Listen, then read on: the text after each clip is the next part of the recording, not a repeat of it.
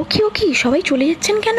আসুন একবার দেখে যান আমি কি বানালাম। তো প্রথমে আমি চিকেনটাকে আদা রসুন কাঁচা লঙ্কা ধনেপাতা বেটে আর নুন দিয়ে ভালো করে ম্যারিনেট করে রেখেছিলাম। তারপর পেঁয়াজ, একটা বড় পেঁয়াজ আর নারকোল ভালো করে আগুনে রোস্ট করে নিয়েছি, পুড়িয়ে নিয়েছি, সেটাকেও পেস্ট করে নিতে হবে মিক্সিতে। তারপর তেল গরম হলে সেই নারকোল আর পেঁয়াজের মিশ্রণটা ভালো করে কষে নিতে হবে। তারপর কষা হয়ে গেলে ম্যারিনেট করা চিকেনটা দিয়েও ভালো করে মশলার সাথে মিশিয়ে নিয়ে কষে নিতে হবে।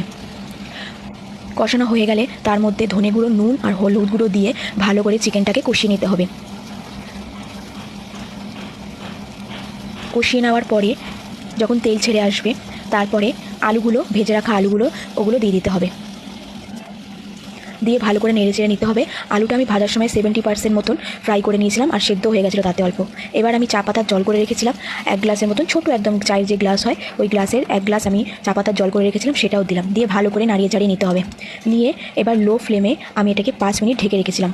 5 মিনিট ঢাকার পর, খোলার পর তারপরে আমি 1 বাটি জল দিয়েছি, যেটা মিক্সারের পেস্ট করেছিলাম সেইটারই 1 বাটি জল দিয়েছি। দিয়ে ভালো করে আরেকটু নেড়ে চেড়ে একটু গ্রেভি রাখতে হবে।